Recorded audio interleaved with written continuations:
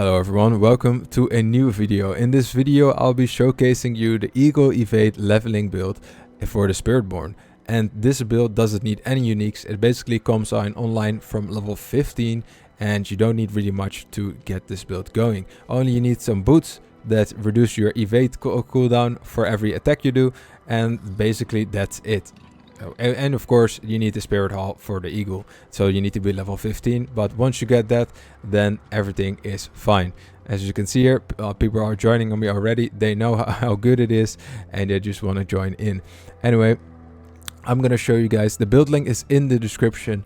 It's gonna be blasting for the weekend, so it's very beginner friendly. If you guys want to get into it, it's gonna be great. If this build really helped you out, please consider like, commenting and subscribing. It really helps out the channel for my end as well. So let's get right into the video. I will show you guys the aspects, the runes, Spirit Hall, skills, Paragon, mercenaries, everything that I've seen, and of course I will get some gameplay in the background, the Infernal Hordes that I've done with this build. The Infernal Hordes are going to be on tier 1 and it's basically the build just with this build right here. And let's get into the aspects. As I've said before, the main thing that you want is the boots that attacks reduce evade cooldown by 1.2 seconds. It's going to be probably 1.8 seconds or like 0.8 seconds at your level or at lower levels, but that doesn't really matter. You just basically want so that your attacks reduce your evade cooldown even more, so that you'll be able to reduce that cooldown and your evade keep evading basically, because your evade is what deals your damage. Of course you also have your auto attack, but you have the thunder spike, but that doesn't really deal as much damage as those storm feathers. Those storm feathers really deal a lot of damage, and that's what you want to get into. But other than that, I will showcase some of the aspects that I think have great synergy with this build, because you already have your damage, so you're basically going to spec into all of these defensive masteries, but those defensive masteries can still give you a lot of damage. Namely the gorilla. Let's take my mount off here so you can see here. I have the armored hide, which will give you block chance, but that is just because it's a gorilla skill. It will also give you a lot of damage extra based on your armor. That's all because of this unyielding hits, which will give you 33%, well 45% maximum of your armor as weapon damage, which is insane as a combo. And this is also why in the build planner I will have said take armor, a percentage armor, or all those kind of things as your tempers, as your stats, because it basically means that you get weapon damage every time you cast the gorilla skill. So it's very important that you get all of that armor in there. I don't even have that unlocked and the build is still doing great. You don't need it. It's not a hard recommend, but it's like once you have this, it really stacks up your damage and ramps it up way up there. So another aspect that's really good is the critical strike damage that you gain based on your block chance. Well, your armored hide will also give you 100% block chance, so that means once you got a lot more block chance, that you will actually now that I say this, I think one of the other staffs is even better, because that also gives you block chance. So if you got that one, get that one in there, you will gain even more critical strike damage with this on your staff. We don't need the unique staff, or we don't get it yet, so this build is still good without it, and yeah, it really does well. And some of the other aspects I really want to go over quickly is aspect of might. That one's pretty good. Just get you're basically attacking all the time, 20% damage reduction. Ravager is pretty cool. Starving Ravager basically makes your Ravager cost vigor instead of any of the cooldown it has, but because we don't have any other vigor cost, it is basically up permanently, which is quite nice. It's a 40% attack damage bonus, and even elites will get hit multiple times. So this is just up permanently, and it will also give you that minimum ferocity, which is 10% attack speed. Disobedience, very good. As I said earlier, anything that goes with armor is good. This will give you 40% more armor, so that's great. This one is actually pretty good. Reactive armor will cast more gorilla skills for you, because blocking an attack from a closer enemy has a 60% chance to cast a free concussive stomp. Concussive stomp is a gorilla skill, so this will also trigger your unyielding hits, which means you will get even more damage for 3 seconds, because you won't be able to spam the armored hide. It does have a 25-second cooldown, but with this you'll be able to do it consistently as well. Then of course you get the acceleration, which will reduce your evade cooldown even more, and finally, we also have the Accursed Touch, which will just apply vulnerable to enemies based on the lucky hit chance. Those are all the aspects that I would say are pretty good, but you do have some other aspects that are still pretty good that you can just put on there. Most of these are drop only, so it's perfectly understandable if you don't have any of these. Really, as I said before, you really just need the boots and one of the skill points that I'll show you guys in a second. Then for your Spirit Hall, at level 15 you immediately want to get this, because then your build really comes online. Eagle is an important one, because then you summon the Spirit Credits every time you evade and you have the stacks. Trust me, you'll get the stacks very easily. Just attack 2 times, you already have it, and you can basically start spamming. For your second Spirit, it is actually a bit debatable. I would say anything with crit chance is good, because you have a lot of critical strike damage multipliers. So anything with crit chance is pretty good, which means Eagle is pretty good. You'll be traveling a shit ton, so it's very good to have. But having Jaguar is pretty good for the attack speed, but you don't really use attack speed that much. But if you need to reduce your evade cooldown a little bit, it can be pretty handy. But Gorilla is something that's also pretty cool, because you'll be permanently unstoppable, because you'll get even more resolve stacks with this, and with your Armored Hide you will gain your maximum resolve stacks for I think every 5 seconds you will gain resolve. So in a few seconds you'll have the maximum resolve, and it really doesn't go down that quickly. You're very tanky with this build. It's really amazing. So then let's get into skills. Really, once you level up, you put 4 points in the Thunder Spike with the accelerated Thunder Spike, and then you don't need any of the core skills. We don't have any core skills, and not even Quill Volley, even though it's very good and beginner friendly. This build is just purely Thunder Spike and evading. And of course the Storm Feathers. Then you get your Ravager for that extra damage, especially early game. This is very handy with the extra damage. Then I think you need 2 points before you can get your defensive skills. You can just put them in Mirage or anything, which you get more dodge stance when you evade. Anything is fine, or just get a little bit more damage from diminishment. That's also fine. Then you of course want to get your Armored Hide, your counter attack, and Scourge.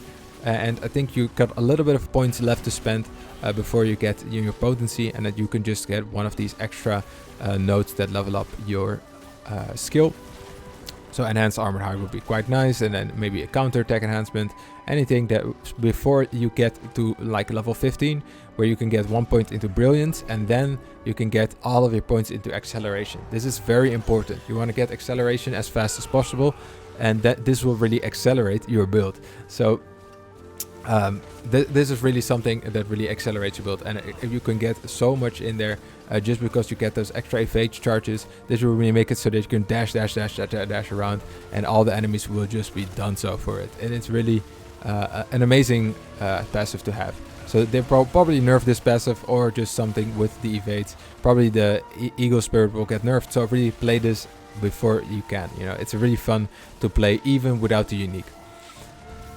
Then for the other things, you could just put in some skill points, really level up all of those defensive skills until you get your ultimate skill. This is personal preference. I think the Seeker is a lot of fun, but you can miss it. It's not really that consistent, but the damage is great once it actually does hit. I think it looks really cool, and it makes all the enemies vulnerable while active, so that's also pretty cool. But you could also get the Hunter with the resets, or just the Devourer, which is quite consistent in its damage. So that's a bit of your own choice and your own flavor you can put to it. I'm personally a lightning guy, so I'll always choose the Seeker.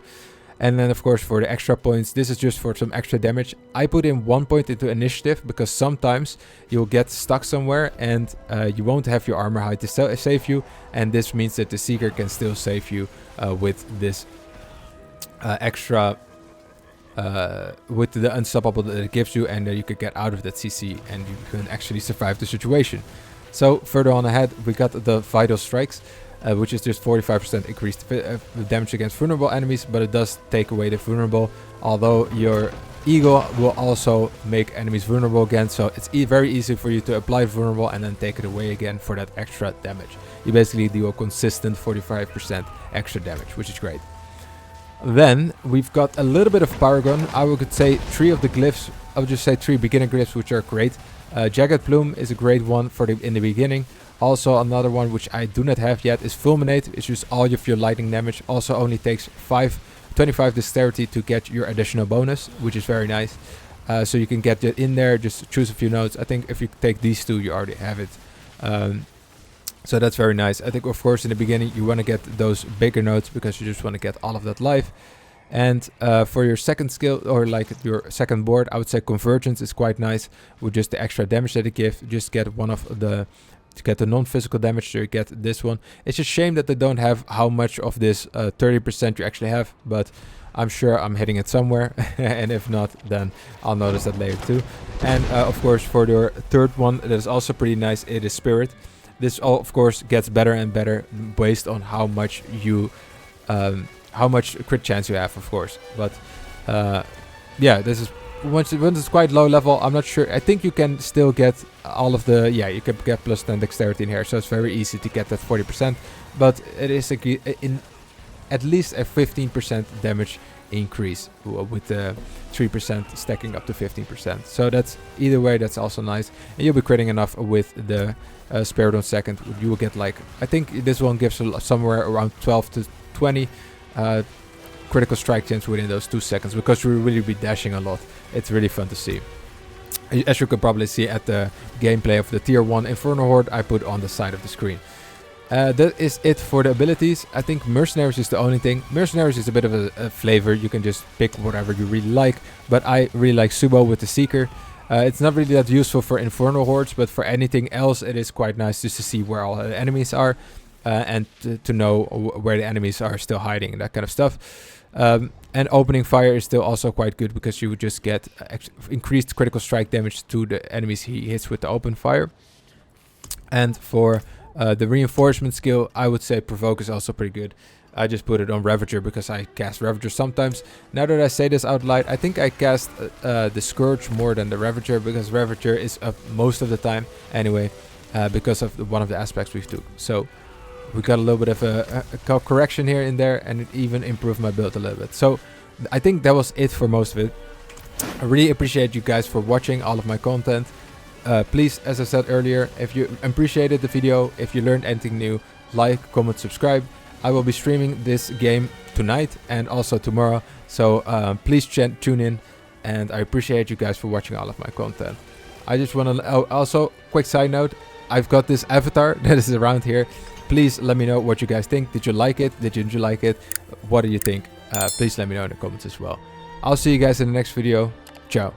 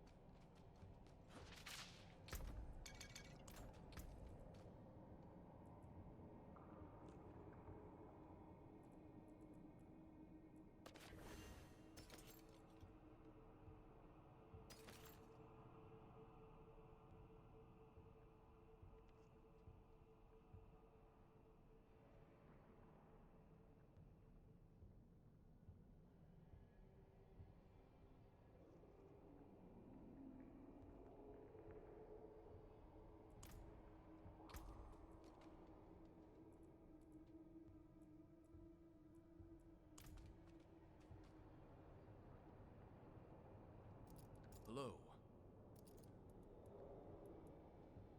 Spirits guide you.